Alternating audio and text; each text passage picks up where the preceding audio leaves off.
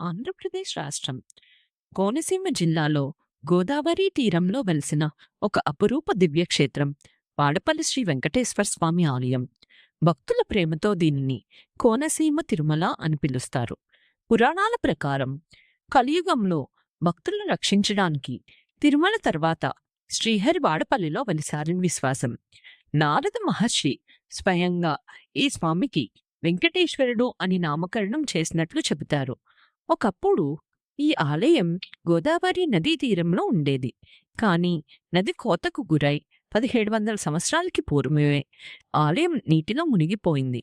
అనంతరం 1759 సంవత్సరంలో భక్త శిఖామణి పిన్నపోతు గజేంద్రుడు స్వామివారి ఆజ్ఞతో ఈ ఆలయాన్ని పునర్నిర్మించారు.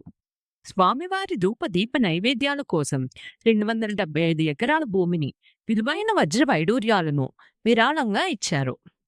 ఈ ఆలయం ప్రత్యేకత ఏమిటంటే, సాధారణంగా విగ్రహాలు కృష్ణశిలతో ఉంటాయి. కానీ ఇక్కడ స్వామివారి విగ్రహం నల్లని ఎర్రచందనంతో తయారు చేయబడింది. వెంకన్నను భక్తుల ప్రేమతో 7 శనివారాల వెంకన్న అని పిలుస్తారు.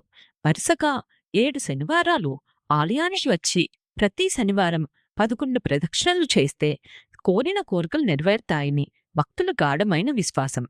ప్రతి సంవత్సరం చైత్రశుద్ధ ఏకాదశి నాడు స్వామివారి కళ్యాణోత్సవం మరియు రథోత్సవం అత్యంత వైభవంగా జరుగుతాయి. కోరికలు తీర్చే వెంకన్న కోనసీమకు దివ్య రక్షకుడు వాడపల్లి శ్రీ వెంకటేశ్వర స్వామి.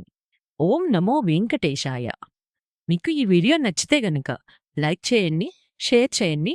మరిన్ని ఇలాంటి కథల కోసం మా ఛానల్ని సబ్స్క్రైబ్ చేసుకోండి. Thank you for watching.